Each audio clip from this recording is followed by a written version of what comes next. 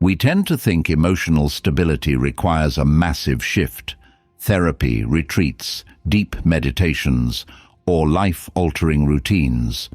But what if the real transformation starts smaller, much smaller, not in grand gestures, but in the quiet, overlooked moments, in the way you touch an object, stand still in a room, or change your angle by 10 degrees? What if healing wasn't always loud and obvious, but subtle, sensory, and barely visible from the outside?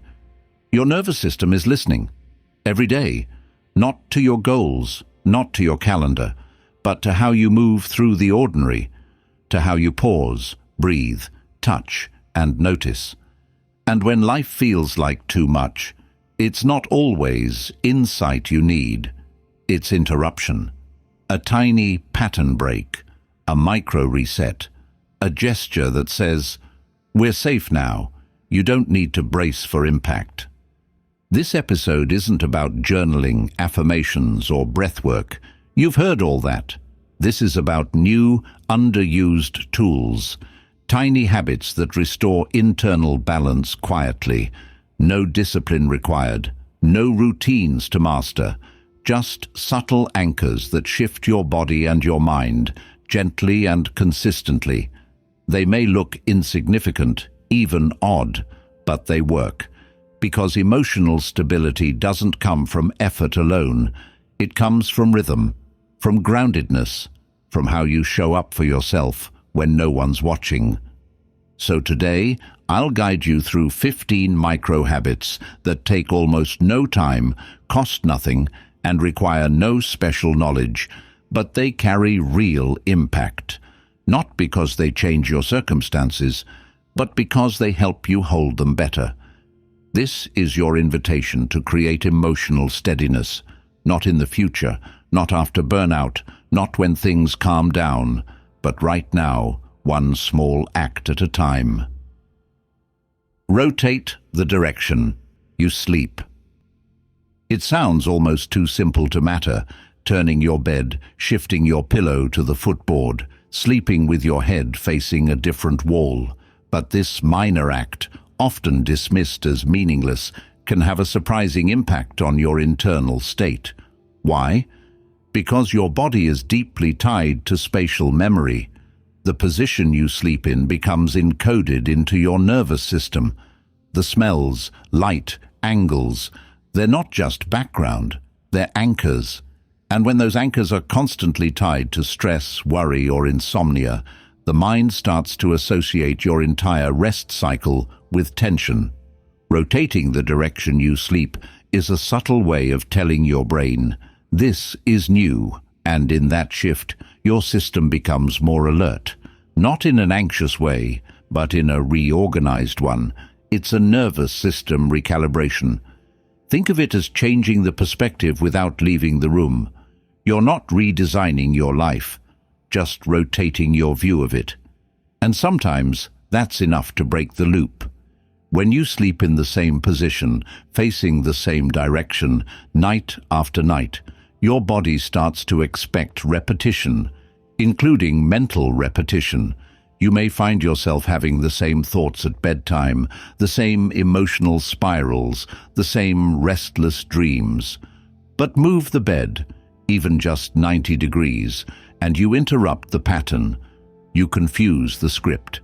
Your sensory system is forced to reorient itself, even subtly. And in doing so, it becomes present, awake to new inputs, open to new rhythms. This is not magic, it's environmental psychology. Ancient practices like Feng Shui understood this intuitively, that the energy of a room shifts when you shift your placement within it. But even without that framework, neuroscience backs it. Environmental cues shape emotional patterns. When those cues are disrupted, the emotional script that follows them weakens, and that creates an opening, a moment of calm, a new breath, a more stable internal state. So what does this look like in practice? Tonight, if your room allows, turn your sleeping position, head where your feet usually go, or shift the angle, or change which side of the bed you face. Notice how your body responds. Notice how your mind reacts. It may feel strange at first, disorienting even, but that's the point. That disorientation signals to your nervous system that something new is happening. And newness, when safe, creates space for healing. You don't need to do this forever. One night might be enough, or once a week. What matters is the intention behind it. You're not just trying to sleep. You're resetting the internal landscape through physical adjustment. You're telling your system, we can do this differently now. So ask yourself tonight, what if I allowed my rest to begin with something as simple as turning? What if emotional stability wasn't only about routines and structure, but about breaking subtle patterns that no longer serve me? Because sometimes the smallest shift in direction opens the door to the deepest kind of peace. Place one object with intention each morning. Before you check your phone, before the world reaches in with noise, demands, and notifications, try this. Choose one small object and place it with intention. That's it. A key, a coffee mug, a pen, a candle, a folded cloth. Anything. The object doesn't matter. What matters is the energy behind the act. You're not just moving something. You're anchoring your nervous system in presence. We begin most mornings in automatic mode. Wake up, scroll, rush, forget. And that rushed start sets the tone. It tells your body that life is something to catch up to, not something to move with. That's why this habit matters. Placing one object slowly, consciously, and deliberately tells your body, I am here, I am safe, I am choosing the pace. It's a pattern interrupt, not just to your thoughts, but to your entire physiological rhythm. Think of it this way, your nervous system is constantly asking, are we safe? And it takes cues from what you do. Frantic motion. It assumes urgency. Stillness with attention. It assumes safety. And the best part, you don't need to meditate or journal or say a single word. Just place the object. Let your hand move slowly. Let your eyes follow. Let your breath sync with the movement. Over time, this practice builds what's called sensory motor grounding, a fancy term for how your body learns to feel calm through simple physical interactions. The touch of ceramic, the placement of metal on a wooden counter, the quiet moment of deciding where something belongs. It's not about perfection, it's about intentional presence in a world that's built to distract you before you even get out of bed. This habit doesn't require extra time. It's not a task. It's a transition, a way to start the day from the inside out. When you place something with care, your mind notices, your breath slows, and even if chaos follows later, you began with calm. And that beginning changes how everything feels. It can be as small as placing your toothbrush on the sink with focus, your keys in a dish without rushing, a small stone on your windowsill with a pause. Some mornings it'll feel pointless, but over time you'll feel it. A subtle shift in how you meet the day. A soft strength. A steadiness that doesn't need to shout. So ask yourself, what if my nervous system doesn't need more motivation, just more grounding? And what if emotional balance could begin with something as simple as placing one object on purpose? Because the way you begin is often the way you continue. Change your password to a word that calms you. You type it without thinking, every day, maybe multiple times, to unlock your phone, to log in at work, to check your email, your bank, your apps. Passwords are modern rituals, repeated over and over with no awareness. But what if you transformed that unconscious repetition into a moment of calm? What if, instead of typing random letters and numbers, you typed a quiet affirmation, something soft, grounding, personal? This isn't just a cute idea. It's a nervous system cue, because what you repeat, you remember. And what you remember shapes how you feel. Imagine this.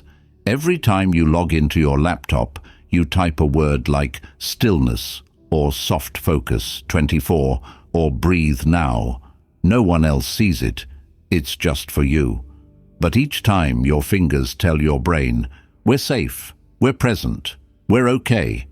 That's not fluff, that's patterning. And when your day is built on hundreds of tiny patterns, even one calming anchor can shift your baseline. This practice is subtle, invisible, and that's what makes it powerful. You're not adding a task. You're transforming a habit that already exists into a tool for self-regulation. It takes no extra time, no new app, no external permission, just a decision. From now on, my password won't just protect my account, it will protect my peace. And over time, you begin to feel it. Typing your password becomes less mechanical, more conscious. The word enters your day, quietly but repeatedly, and every repetition becomes a soft whisper to your nervous system. Return. The Stoics spoke often about the power of repetition, but they understood it had to be intentional. Marcus Aurelius repeated core truths to himself every day, not because he didn't know them, but because the reminder is the medicine. You have power over your mind, he told himself. Nowhere is more peaceful than your own soul. That wasn't a lesson. It was a password he typed into his thoughts again and again. So what would yours be? Choose a word that feels safe, not forced, not performative.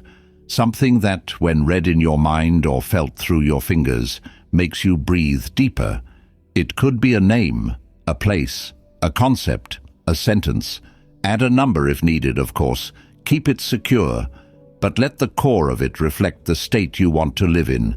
Because in a world that pulls you into speed and noise, every moment of intention matters. So ask yourself, if I'm going to type something 100 times a month, why not make it a message I actually need to hear? Because your passwords unlock more than accounts. They can unlock peace. Speak to an inanimate object, kindly, once a day. It sounds strange at first, even silly, speaking gently to your coffee mug, thanking your chair, wishing your pen a good day. But beneath the surface of that small, almost childlike act is something profound, a deliberate repatterning of how you relate to your environment and to yourself. We live in a world that conditions us to rush, to judge, to correct. We yell at our laptops when they lag. We slam cabinet doors when frustrated. We throw our keys down after a long day like they're to blame for our exhaustion. But here's the thing. The way you treat the inanimate often mirrors how you treat the invisible. Your thoughts, your habits, your body, your breath. When kindness is reserved only for people, and even then, only selectively, it becomes a scarce, guarded resource. But when you extend it to the smallest, quietest pieces of your day, it becomes a way of being. Speaking to an object, with care, with softness, with a little smile, tells your nervous system something radical. We're allowed to be gentle, even here, even now. And over time, this practice rewires your emotional tone. Because it's not really about the object, it's about you. The Stoics believed in practicing virtue not just in thought, but in action. Epictetus taught that your habits, even the smallest ones, are the scaffolding of your character. If you want to become patient, act patiently. If you want to become kind, be kind in every direction, including toward the things that cannot respond. Because it's not about being seen, It's about being consistent. So what does this look like in practice? You walk into your kitchen, you pour water into a glass, you say, "Thank you for holding this." You sit in your favorite chair and whisper, "You've supported me more than most people ever have." You tie your shoes and say, "Let's go do something good today." Just once a day. No theatrics, no audience, just you and something still. And something inside you, something old and quiet, exhales. Because that object you're speaking to, it can't judge you, it can't mock you, it doesn't demand anything from you, it simply receives. And that teaches your body, I can be soft without consequence. It also builds what psychologists call sensorial empathy, the ability to notice, appreciate, and care for what's often ignored. And when you build that muscle, it doesn't stop with mugs and chairs. It expands to you. Your fatigue, your needs, your mess. You begin to meet yourself with the same kind of kindness you gave to the cup. So ask yourself, what would shift if I made gentleness a habit, not just toward others, but toward the things I've never thought to honor? What would happen if my default emotional posture wasn't tension, but care? Because when you can speak gently to a table, you're teaching yourself to speak gently in silence, and in a world that teaches you to push harder, that's an act of quiet rebellion. Create a pause spot in your home. Most of your home is built for doing, a place to cook, a place to work, a place to watch, a place to clean. But how much of your space is built for not doing, for pausing, for breathing, for simply being, without expectation or output? In a world that rewards movement, this idea might feel unfamiliar, maybe even wasteful. But it's not. It's essential. A pause spot isn't about aesthetics or luxury. It's about wiring your environment to support your nervous system. One chair, one floor cushion, one corner by the window. That's all it takes. A space you claim not to work, not to plan, not to fix, but to stop. And when you return to that spot consistently, even for 2 or 3 minutes a day, your body begins to associate it with relief. Your system says, "Here, I can rest." This is how emotional stability is built. Not just through mindset, but through ritual space, because your body is always learning from your surroundings. You don't just react to stress emotionally, you absorb it through posture, through habit, through architecture. And when your environment is a loop of tasks, even your breath forgets how to slow down. The Stoics didn't talk about interior design, but they understood inner architecture. They believed in returning to themselves throughout the day. Marcus Aurelius called it retreating into the soul. He wrote, "Know where you can go is more peaceful than your own soul. Retreat there often." But in today's world, even the soul needs a physical invitation. So how do you create this? Look around, find a space, not big, not fancy, a step, a corner, a seat near natural light. Add one small object that grounds you, a book, a candle, a plant, a stone. No screens, no stimulation. This spot doesn't need to look spiritual. It needs to feel safe. Then use it, not for long, just a few minutes. Sit, breathe, do nothing. Let your shoulders fall. Let your eyes unfocus.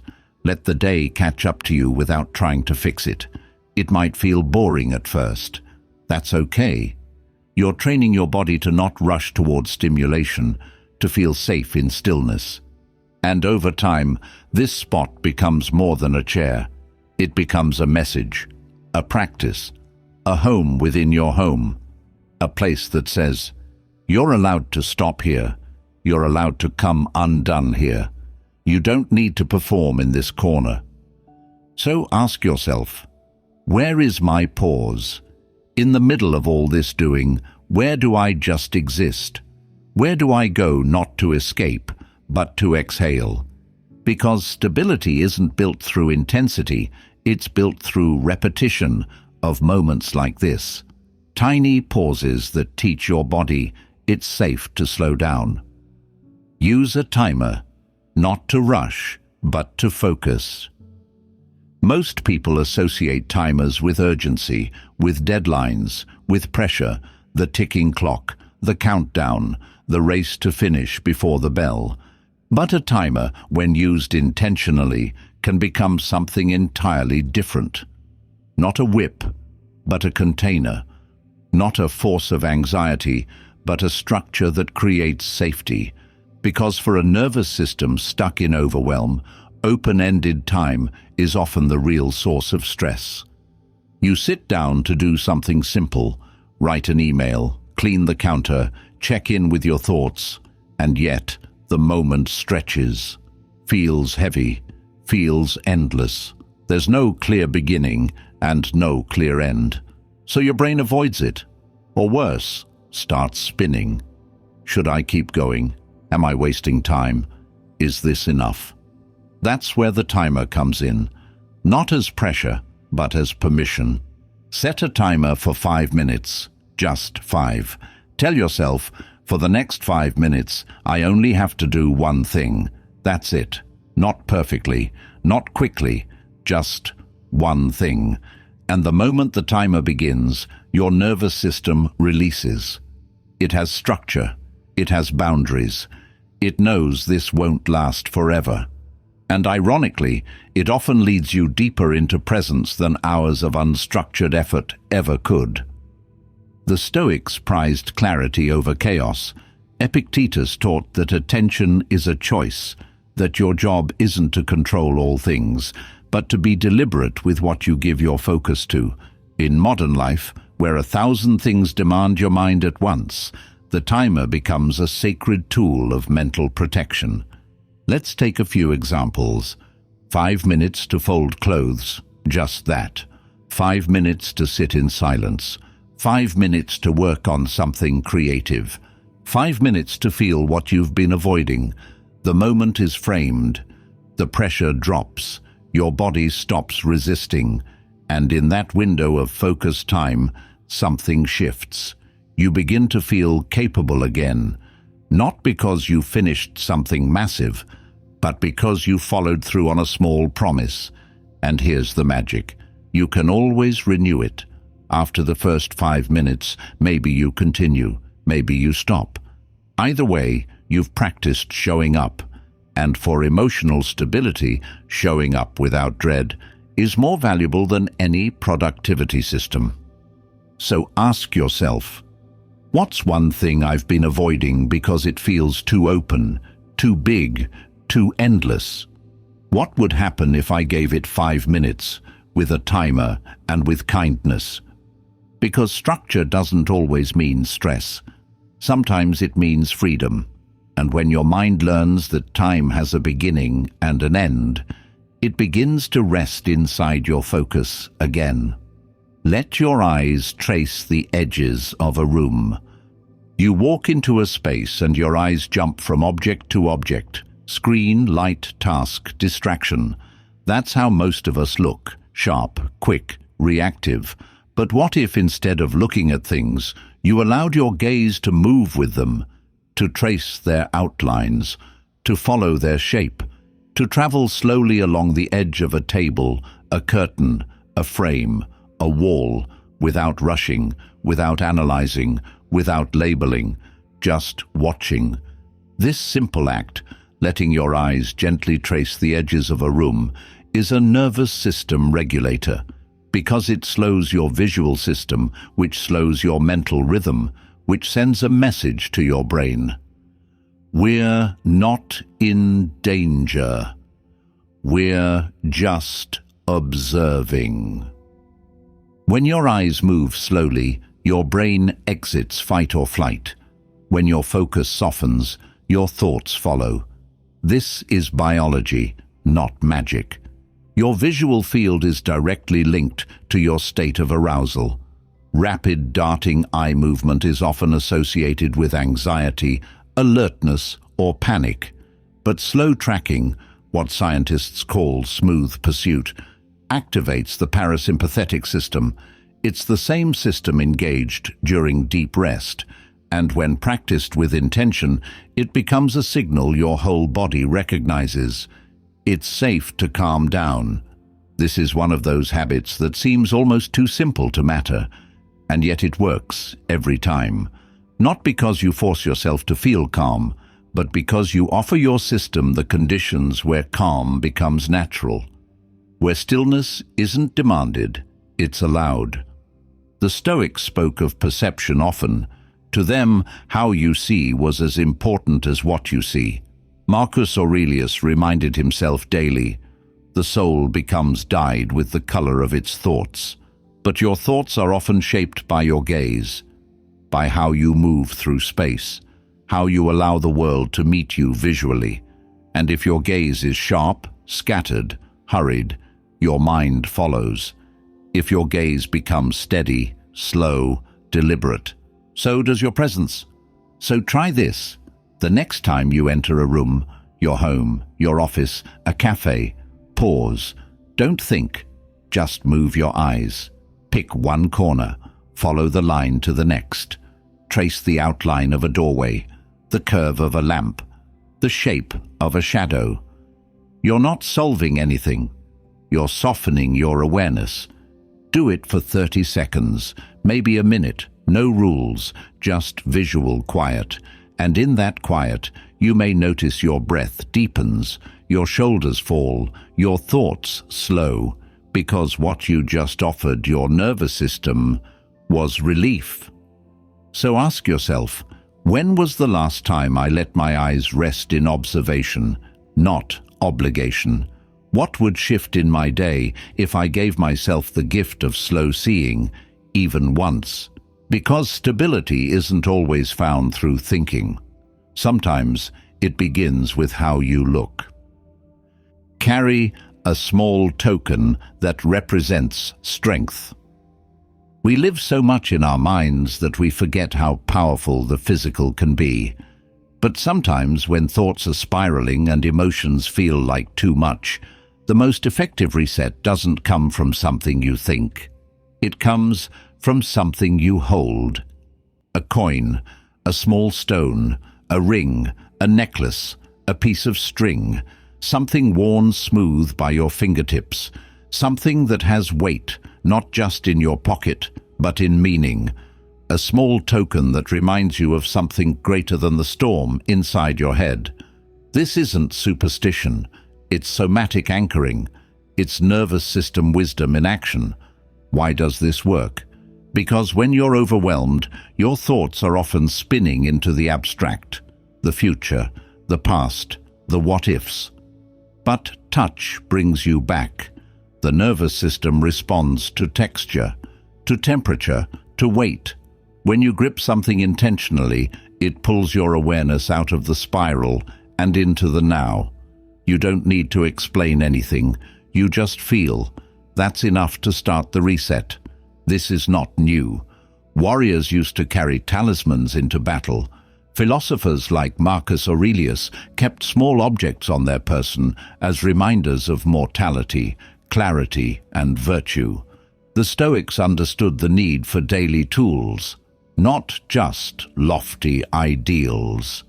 Seneca said, "We should keep before our eyes examples of those who have lived well, but we often forget. Those reminders can be physical, tactile, present. So how do you apply this? Find something small, meaningful. It doesn't have to be expensive. It doesn't have to look like much to anyone else. What matters is what it represents to you.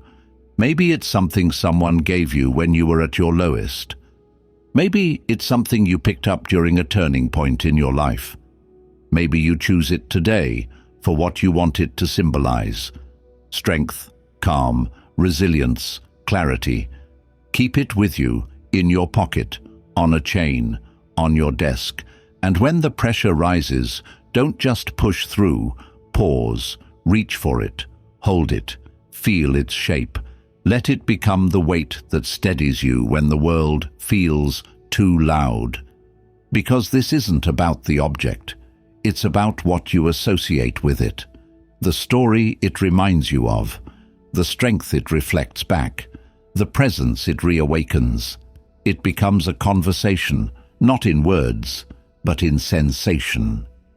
So ask yourself, what could I carry with me that reminds me of who I am, especially when I forget? What object could I turn into a sacred anchor, not for show, but for stability? Because sometimes all it takes to return to yourself is the feel of something real in your hand, and in that touch you remember you are still here, and you are still strong. Use your feet to sense temperature. You don't need to go on a retreat to reconnect with your body. You don't need a new meditation app or a 10-step breathwork routine. Sometimes emotional regulation begins at your feet, literally, not metaphorically, not symbolically, physically. Take your socks off. Place your feet on the floor, whether it's cool tile, warm wood, soft carpet, or cold concrete, and pause. Don't try to feel something specific. Just let your nervous system notice the shift in temperature, the texture, the contact. No need to name it, just experience it. Because this act, this small grounding moment, brings your awareness out of your head and into your body. And the body is where stability lives. When your thoughts are racing, your mind is disconnected from the present. But your body, it's always here. And your feet are a direct access point to that presence. They're sensitive, responsive, and rarely paid attention to. That's why this works so well. By focusing on the bottom of your feet, especially the contrast in temperature, you activate sensory awareness. This is called interoception and exteroception working together. It's a natural calming mechanism your nervous system has always had. You just weren't taught how to use it. The Stoics didn't speak of feet in this way, but they practiced what this habit creates: embodied awareness. Epictetus taught that control lies in how we respond, not in what happens. And how do we gain that control? By returning to the moment, returning to the body. By realizing we don't have to chase peace in thoughts, we can stand in it, feel it rise up from the ground. This habit is especially useful when anxiety is high, when you feel disconnected, when you're stuck in overthinking, because the moment you feel the ground, really feel it, you come back. The story in your head softens, the loop slows, because your nervous system has received a new input. We are not floating, we are held. Try this throughout the day. When you wake up before standing, let your feet touch the floor. Feel the texture. During work, remove your shoes under the desk for 30 seconds. Notice the contrast. Before bed, stand barefoot, close your eyes, and feel. Let the ground speak calm into your body. This takes less than a minute. No one needs to know. It doesn't look impressive. But that's the beauty of it. It's yours, a private practice of return, a signal that you're here, not lost in the storm of thought, but grounded in the truth of sensation. So ask yourself, when was the last time I trusted my body to bring me peace? Not my intellect, not my coping strategies, just my body. Because sometimes the first step back to emotional stability is remembering that your feet are already on solid ground. Answer one question without saying, "I don't know." It's become a reflex. Someone asks you a question about how you feel, what you want, what you think, and without skipping a beat, you reply, "I don't know." Not because you truly don't know, but because the answer feels messy, uncertain, incomplete, or maybe too honest. so you shut it down before it has a chance to form. And just like that, a part of your truth is silenced again. But here's the thing, your nervous system craves clarity, not perfection. It doesn't need you to have everything figured out. It needs you to feel safe enough to speak something, to express a real, raw answer. Even if it's just, "I'm overwhelmed, but I'm trying." Because when you suppress your voice out of fear of getting it wrong, you teach your body that your truth isn't safe, and that, over time, becomes a deep and quiet form of instability. This is where the habit comes in. Once a day, answer one question, fully, without hiding behind, "I don't know." It can be a simple question. How are you feeling? What do you need right now? What do you want to eat? What do you wish someone would say to you? Instead of defaulting to vagueness, pause, breathe. Give your nervous system a chance to hear your own voice choose. The Stoics were radically honest, not because they had all the answers, but because they believed in practicing awareness. Marcus Aurelius didn't write his meditations for clarity. He wrote them to find it. And that's what this habit does. It teaches your system. We are allowed to speak even in the fog. When you speak what's true, even if it's uncertain, your body relaxes. Your mind stops spinning. You step out of guessing and into grounding. The words don't need to be right. They just need to be real. "I'm not sure what I feel, but I know I need rest. I'm frustrated and I don't fully understand why." That's enough. That's the moment of reconnection. You can start this in writing, in the mirror, in a quiet voice in the car, or with someone you trust. Choose a question you'd usually avoid or brush off, and instead of shrinking from it, try. Find a sentence, find a beginning. Because often, clarity isn't something you start with. It's something you earn by being willing to speak. And if no one's asking you questions, ask yourself, what do I need today? What's bothering me that I'm pretending isn't? Where am I not being honest with myself? Then answer, gently, imperfectly, completely. So ask yourself now, where have I been using "I don't know" to avoid facing what's real? And what would happen if I trusted that my voice didn't need to be polished? It just needed to be heard. Because every time you speak from presence instead of fear, you build emotional stability, one word at a time. Choose one emotion to welcome each day.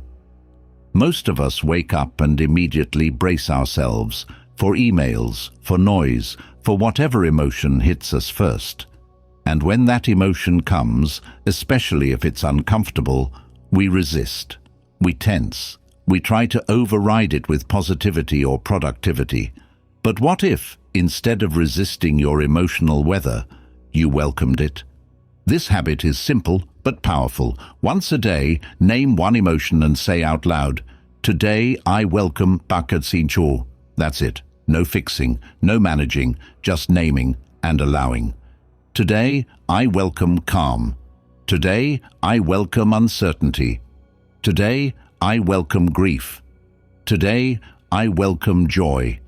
The emotion doesn't have to be pleasant. It just has to be real. Why does this matter? Because the nervous system calms when it feels acknowledged, not solved, not corrected, not silenced, just seen. When you name an emotion and give it permission to exist, your mind stops treating it like a threat. Resistance creates more chaos. But welcome, even when whispered, creates space. It allows the feeling to rise, move through, and eventually settle. And that flow is what creates emotional stability. The Stoics were not emotionless. They were emotionally literate. They didn't suppress their reactions. They studied them, observed them. Marcus Aurelius, every morning, prepared himself for annoyance, greed, and irrationality. Not to resist them, but to recognize them and respond from a higher place. That's what this habit offers you. Emotional leadership instead of emotional avoidance. This isn't about forcing feelings you don't believe. It's about being honest with what's already present, or what you're open to meeting. If you've been anxious, you might say, "Today, I welcome ease." Not because you're demanding it, but because you're inviting it in. And if you're heavy with emotion, you might say, "Today, I welcome sadness." Not to drown in it, but to let it move without shame. Say it out loud if you can. Feel how your body reacts. Often there's a softening, a sense of alignment, because the part of you that holds emotion wants one thing more than control: respect. This habit gives it exactly that. Try keeping a running list. Notice patterns. You may find you welcome the same emotion over and over, and that's not failure. That's your system asking to be met where it is. And over time, you'll notice something else. Your tolerance increases. Your clarity strengthens. Your fear softens. Because what we welcome, we stop fearing. So ask yourself, what emotion have I been pushing away? What would happen if I let it sit beside me, even for today, even for one breath? Because emotional strength doesn't come from always feeling good. It comes from feeling everything and still choosing peace. Chew. Slowly and without distraction, for one bite. It's easy to overlook. You eat every day, probably several times a day. But when was the last time you truly noticed a bite of food? Not the taste alone, but the motion, the texture, the rhythm of your jaw, the pace of your breath as you swallowed. We eat on autopilot, rushing, scrolling, standing, multitasking.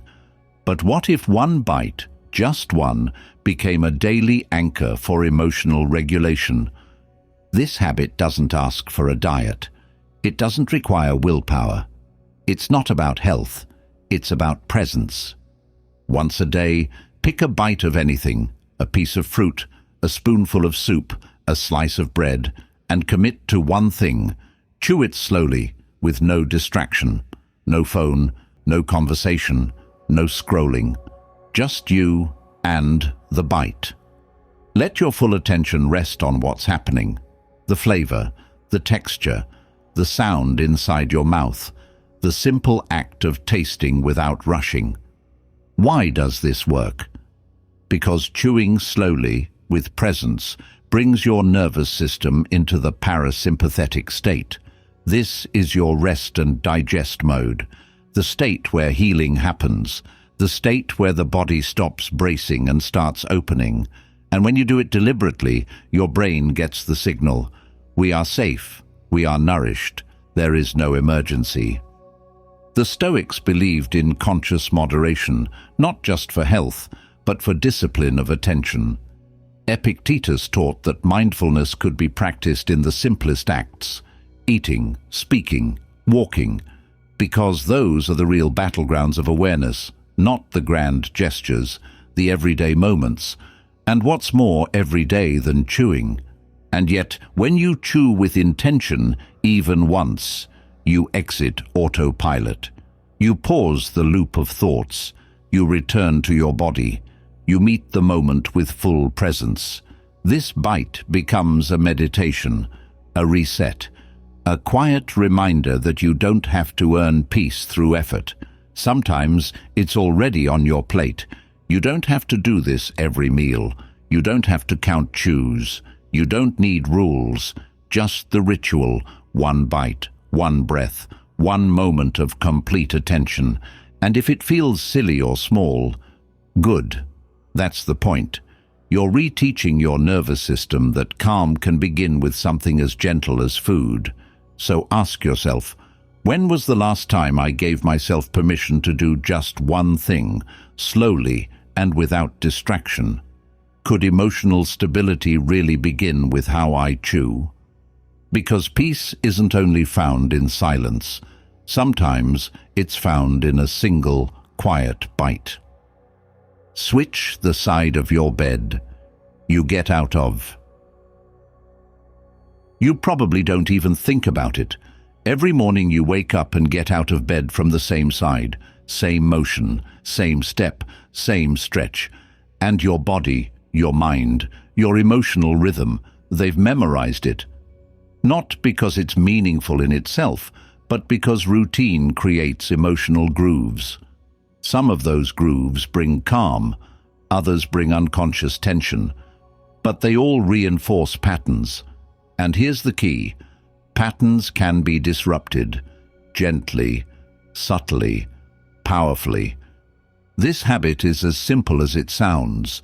Once a day, get out of bed from the other side. That's it. But what it creates is far from small. Why does this matter? Because your brain links physical movement with emotional state. The body learns to associate location with mood, with expectation, with mental scripts. If every morning you slide out of bed, groggy, rushed, slightly anxious, and you always move in the exact same way, then that motion becomes an unconscious trigger for that same emotional tone. It becomes the first domino in a cascade of stress. But change the path, even by a step, and your mind wakes up. Not in panic, but in curiosity. It says, wait, this is new. And in that moment of micro-awareness, you're not just shifting physically. You're creating a new entry point to the day. A chance to ask yourself, how do I want to move differently through the next few hours? The Stoics believed in awareness through interruption. Seneca reminded us that the unexamined life is not only unwise, it's unfree. Every time you act without noticing, you're living by habit, not by choice. But when you shift something as small as how you leave the bed, you regain a few seconds of consciousness, and those seconds can set the tone for everything that follows. Think of this not as a rule, but as a game. Switch sides, climb over, roll to the other edge, make it clumsy if you have to, but feel it. Notice how different your body moves. Notice how your feet land. Notice the part of your mind that wants to correct you, and ask it, why? Because the more you learn to welcome disruption, the less your emotional balance depends on comfort or repetition. You build flexibility, mental elasticity. You train your system to adapt instead of just perform. So ask yourself, what emotional script have I been reinforcing just by moving the same way through my morning? What might shift if I changed one small motion and used that change as a new beginning? Because sometimes emotional stability doesn't require a new mindset. It just requires a new step. Trace your finger in a circle for 30 seconds. When the mind races and the body tightens, we instinctively try to think our way out. We analyze, we argue with ourselves, we rehearse outcomes, we scroll, we distract. But what the nervous system really craves in those moments isn't logic or explanation. It craves rhythm, something simple, predictable, repetitive, and nothing is more ancient, more primal, more calming than circular motion. This habit is deceptively small. Take one finger and slowly trace a circle on your palm, your thigh, a table, a page, anywhere. Do it for 30 seconds, no goal, no meaning, just the shape. Why does this help? Because circular motion is a self-soothing pattern recognized even in infancy. Babies rock, they trace, they spin objects. It's instinct, a nervous system regulation tool baked into the body, and as adults, we forget it. We trade it for stimulation, solutions, or control. But the nervous system doesn't evolve away from rhythm. It still wants the same thing, a reason to slow down. A motion that says, all is well. When you trace a circle, your breath sinks. Your mind stops trying to get ahead. Your body feels the return, the repetition, the gentle loop. It doesn't demand attention. It invites it, softly, safely. There's no magic in the shape itself. The magic is in the return, the motion that has no end, no edge, no sharp angles, no finish line.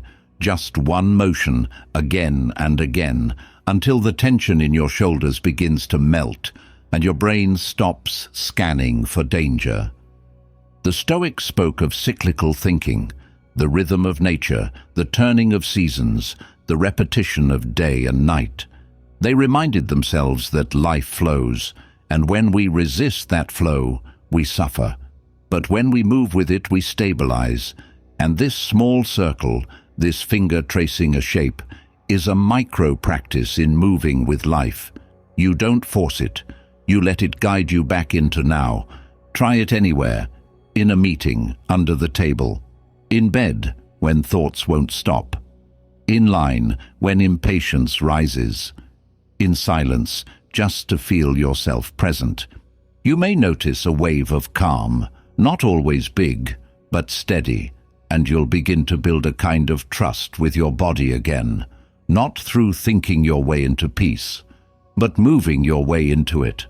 So ask yourself, what would change if I gave my nervous system the kind of rhythm it actually understands? Could peace be as simple as a circle, drawn slowly, with care, for no reason at all? Because the shape doesn't need meaning, it just needs motion, and sometimes that's all you need too. End the day with one sentence. You wish someone told you. We end our days surrounded by silence, but not always peace. The lights dim, the noise slows, and what remains is often a soft ache, the unspoken things, the support we didn't receive, the encouragement no one offered, the warmth we craved but never heard out loud. And rather than admit that longing, we scroll, we distract, we sleep with the weight still there. But what if healing began not by erasing that ache, but by answering it ourselves? This final habit is deeply personal and profoundly simple. Before bed, speak one sentence out loud that you wish someone had told you today. That's it. One line. You did enough. You don't have to carry this alone. You are seen. I'm proud of you. You're not pretending. You're not faking connection. You're giving your nervous system the one thing it often lacks most: validation without condition. And when that sentence is spoken in your own voice, even softly, even awkwardly, your brain registers it as real. Your body hears it. Your heart exhales. Because sometimes what wounds us isn't just what happened, it's what was never said. This isn't about toxic positivity. It's not about forcing affirmations you don't believe. It's about reaching into the quiet and offering yourself what the world forgot to give you. And in that gesture, in that soft, whispered phrase, you begin to reparent the parts of you still waiting. The Stoics didn't speak in terms of emotional language like we do today, but they understood the importance of inner dialogue. Marcus Aurelius wrote to himself nightly, not because he had no one else, but because the relationship with one's own soul was, to him, the most sacred. He reminded himself of strength, of reason, of value. He did not wait for the world to tell him. He told himself because he needed to hear it. And so do you. So tonight, don't let the day end in silence. Before you turn off the light, before your thoughts drift into the unknown, say it. The sentence, the one you needed, the one no one gave you, not because you were unworthy, but because they were unaware. Say it softly, say it for you. So ask yourself now, what would I most want to hear tonight if someone truly saw me? Then say it, and say it like you mean it, because that voice, yours, can become the most powerful source of comfort you'll ever know. And with that, let the day end, not with emptiness, but with honor. You don't need to wait for a breakdown to begin healing. You don't need a retreat in the mountains, a radical transformation, or a perfect morning routine. You just need moments, small, deliberate, quiet moments that remind your body, we are safe now. Because emotional stability isn't something you stumble upon, it's something you cultivate, one habit at a time, not through force, but through rhythm, not through intensity, but through intention. Every habit you heard in this episode is tiny by design, so small you could dismiss it, so subtle you might forget it. But each one carries weight, not in how big it looks, but in what it whispers to your nervous system. We don't need to rush. We don't need to explain. We are allowed to slow down, to feel, to return. You see, healing doesn't shout. It repeats. It shows up in circles, in pauses, in how you chew, in which foot touches the ground first. It's how you move your hands when no one's watching. It's the tone you use with yourself at the end of the day. It's what you welcome and what you finally allow yourself to release. So don't chase stability. Build it gently, quietly, daily. And if this episode helped you, share it with someone who feels like their inner world has been too loud for too long. Someone who deserves peace that doesn't require perfection. Someone who's learning, like you, to come home to themselves in the smallest ways possible. Because the most powerful habits are the ones that no one sees, but you always feel.